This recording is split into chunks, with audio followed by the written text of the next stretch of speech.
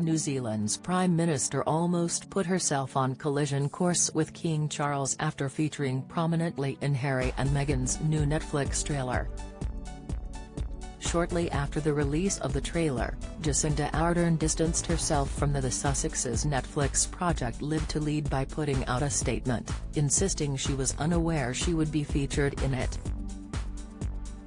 The trailer not only awkwardly blindsided her but could have left her involved in a constitutional row. In her role as the current Prime Minister, Ms. Ardern may be interpreted as supporting rebel Prince Harry against his father, King Charles, who is the head of state of New Zealand, according to The Spectator. Ms. Ardern's office admitted the footage was taken from an interview conducted in November 2019 for a previous project motivated by Nelson Mandela's legacy.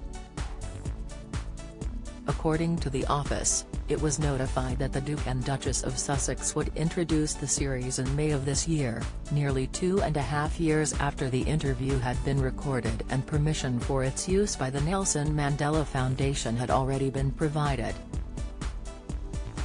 The Prime Minister suggested being caught off guard by the trailer's release date, as she only became aware of what was happening with it on the release day. However, she admitted she had not stayed close to communications with the couple. In early March 2019, the Prime Minister was approached by the Nelson Mandela Foundation to participate in a project to develop accessible resources on key attributes of leadership targeted at aspiring young leaders around the world, based off a one-hour interview, a spokesman said. Ms. Ardern added, they were producing resources for future leaders with a focus on young leaders. I've not been involved in the decision-making around what happens next and I have not had direct contact with the Sussexes. However, she said she stood by the interview and the Foundation's right to use the footage how they saw fit. In the trailer for the show, the New Zealand Prime Minister is seen standing at a podium giving a speech for the opening of the United Nations General Assembly in September. As leaders, we have the keys to create a sense of security and a sense of hope, she said, as countries around the world grappled with spiraling inflation, energy crises and other after-effects of the pandemic.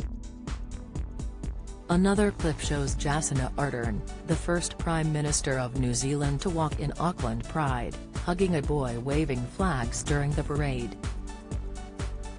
The teaser for Live to Lead also featured interview clips with climate activist Greta Thunberg, Supreme Court Justice Ruth Bader Ginsburg, feminist activist Gloria Steinem, and South African anti-apartheid activist and Judge Albie Sachs. It's about people who have made brave choices, Prince Harry said, followed by Meghan finishing his sentence, to fight for change and to become leaders. The Duke of Sussex added, and giving inspiration to the rest of us. To Live to Lead. The video appears to mark the latest political project the couple has taken on this year.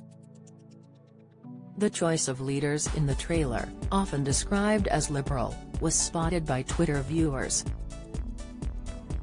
Supreme Court Justice Bader Ginsburg was a fierce advocate for women's rights, and her death and Donald Trump's subsequent nomination of a Republican-leaning justice paved the way for the overruling of women's rights protection at the federal level. In the run-up to the midterm elections, Meghan posted a photo of herself calling on her fellow Americans to vote, seemingly opposing Republican-led voter suppression in red states.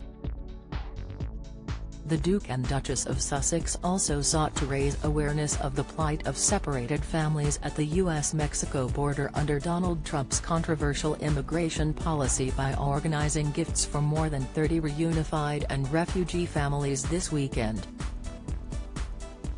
Ex-Republican vice presidential candidate Sarah Palin said Meghan Markle could well have a political future with the U.S. Democrats Party due to her woke agenda, she said. Live to Lead will hit the streaming giant on December 31st. Read next.